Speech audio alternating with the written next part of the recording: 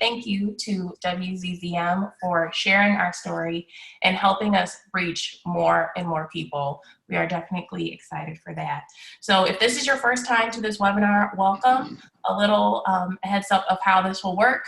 We have 5 speakers, all from different walks of life, and they're going to share their personal stories. They'll talk for about 5 to 7 minutes or so, and then we'll have the opportunity to ask questions. So if somebody says something that really touches your heart or is thought-provoking, be sure to ask a question in the Q&A. We are live on Facebook, so feel free to put your questions in the comment section. And if you would like to keep that anonymous, you can send it to us in a direct message as well. So again, we have 5 wonderful speakers joining us today. We're going to start with our first speaker, who is Deavondre Jones. So he is actually a personal friend of mine, and he's been able to take his passions for dance and turn them into something that's really inspiring and also encourage and motivate young fathers through the African American Health Institute. And he is going to start us off today. So thank you so much for being with us today, Deavondre. Of course. Can you hear me? Everybody can hear me? Yes, awesome.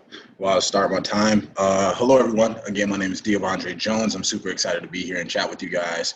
Before I share my story, I would love to do a little framework to create a foundation for where I'm speaking from. I think it's important that we have a clear understanding of what terms we're using and keeping those as the same when you're receiving it and I'm giving it.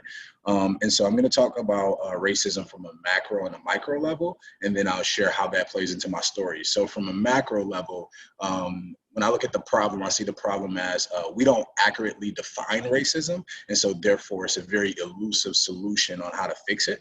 And so for me, I define racism. I'll start with what is not, right? To me, racism is not prejudice and it's not bigotry, right? I am extremely prejudiced for peanut butter ice cream, right? And I can even be ignorant on what your choice of ice cream is like, and even bigot towards your choice. I can talk down on your choice, but that's not racism. Racism is a power-based phenomenon that's based on a collection of resources that you can either exclude another group of people from opportunity and or punish them when they don't do what you want them to do. And so, for example, case in point is that the Black community doesn't have the ability to be a racist practicing group. On the eve of the Civil War in 1863, the Black community owned less than 1% of America, right? And then the last time I checked, it was 2000. The Black community still owns less than 1%. And so from a legislative, economic, social, political standpoint, there's not a lot of harm that we can do as a community. And so I think the solution for that is economic restitution. That's the high level, right? It's kind of like playing Monopoly, right? Life is like a real life Monopoly game. And if for 400 rounds, you can go on your board and you're forced to not collect any money, but you can roll and you can move and the other person can. After about 5 rounds, you're like, you know what? I'm done with this Monopoly game. Right? And so that's kind of how I define it. So that's the macro. So my personal story, I'm originally from Benton Harbor, Michigan, born and raised, proud to be from Benton Harbor because it's considered to be, one of the lower ends of cities in America where you can earn money and school system, things like that. In high school, I experienced like homelessness, lack of parental guidance, and just being underdeveloped emotionally, socially, and financially just to deal with life. I attended Grand Rapids Community College. My sophomore year there, I started a business, still dealing with all of these issues and the effects of those issues, right? And then I ended up finishing my 4-year degree in Chicago at Columbia College, Chicago. Being the first to graduate in my family, huge accomplishment, but still dealing with those issues. I moved back to Grand Rapids. I have my son. I have a 3-year-old. Love fatherhood. Fatherhood is probably like the best thing, the best hood.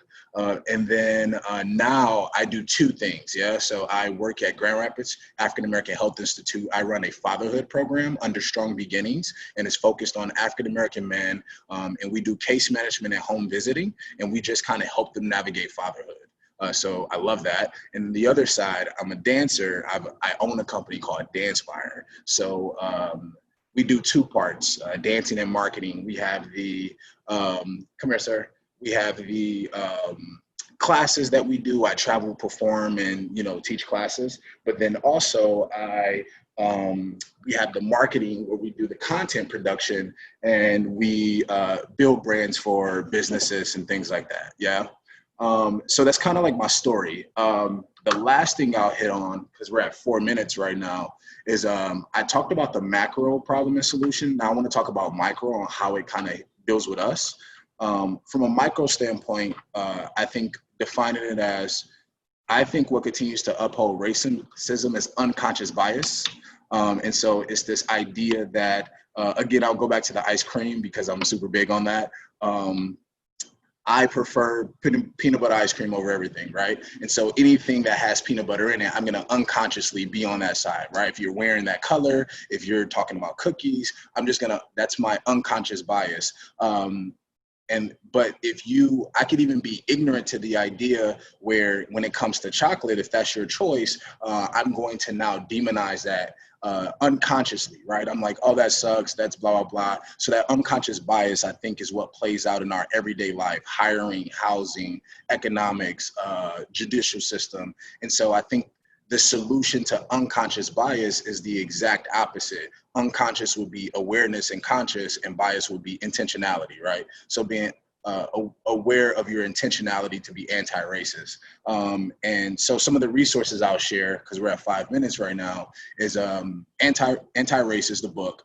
It's a very quality book. It's been popular going around now that we've had this movement. The second is from a white lady, Jane Elliott. She does some really great practices that you can look up on Google or YouTube or anything like that. And my personal favorite, a Black man who does a really great job at spelling out some of these myths and laws and interpreting it, is Dr. Claude Anderson. So those are 3 resources I'll share with people. I'm kind of done here. So I'm open for questions. I can keep going if we need to, but I love the conversational aspect of this. Oh, thank you, Deavondre. And I can tell that a lot of people have not heard racism be defined that way. So we had a few people, they asked, did you come up with the definition or was it defined by someone else? Where did you come up with that definition and that analogy? Yeah, for sure. So a lot of the things I speak about, I look for my unconscious bias too, right? Because if I've been oppressed for a long time, I could easily become hateful towards things, right? And so I'm speaking from a lot of books that I've read, studies and statistics. And so if you look up Dr. Claude Anderson, if you look up Jane Elliott, if you read the book Anti-Racist, you will see that racism is defined as a power-based phenomenon with the collection of resources. And so, yeah, so that's my answer to that. That's the last idea. And Hi. I've got a question for you. What discrepancies have you noticed while working with minorities in the healthcare system? Yeah, so this is a good way to play racism to any field, and everybody, these men on here are going to be able to talk about their fields.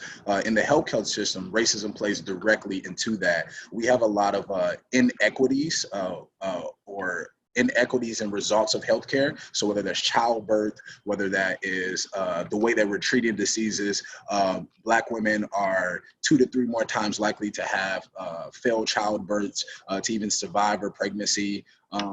There's a lot of results like that. I don't have them in front of me, so I'm not going to speak from a place of ignorance and try to give you some straight statistics. But that plays out in the sense of that there's this unconscious belief that Black people have a higher pain tolerance, right? Especially Black women.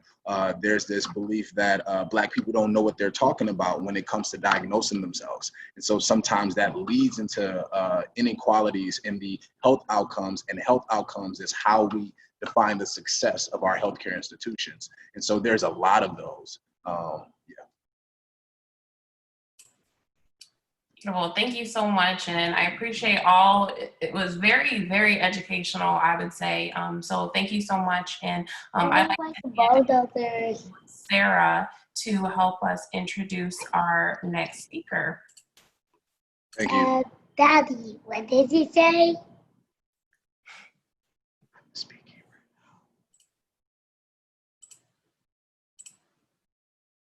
Can I speak too? Can I whisper too? Deavondre, I was muted and you're not muted. You want to mute yourself? I'm looking for the mute button. Point. But we did have one question for Deavondre. So for those of you who don't know, he does have a company called Dancepire. And through that, he's been able to use dance and motivational speaking into the same context. So someone wanted to know if you have been able to use dance and motivational speaking to uplift and bring awareness to the injustices in the Black community. Yes. So, case in point is that hip hop is a very pervasive part of our culture now. But a lot of the times hip hop is, again, whitewashed. And so, for example, for many reasons that I can't deeply get into, as George tried to so eloquently share from religion, when it comes to dance, usually ballet, usually modern dance, each dance has a culture. They have people that you reference when you teach it. When it comes to hip hop, it's very pervasive in our culture that only the movement is shared. You know, they copy movements on YouTube. They don't go and say, who's the community that created this, right? This is in the Bronx. This is in the 1970s, right? Which is, there's a lot of political things happening, right? There's the killing of Martin Luther King that just happened, that created riots. There was still police brutality in this community, and hip hop was a actual rejection of disco, which was the majority ascribed culture in that time. And this is how this community expressed itself. And it just so happened that through Soul Train and James Brown and Michael Jackson, that the majority culture caught on to it. But now those figures and those communities are not even taught about on a widespread, and also compensated for creating a culture that is now one of the most profitable cultures. And you see it in, you know, K-pop and other things. And so that's a big proponent of me, that when I go into Grand Rapids Ballet, or I go into these other dance studios, which are more high socioeconomic status, and it's mostly white kids, I'm teaching them the stories and the people behind hip hop culture, and saying that you are a guest of the culture, and the goal is to learn of that culture. The same way you know ballet and the tenets that make up that dance culture is the same way you should know hip hop and the tenets that make up hip hop culture.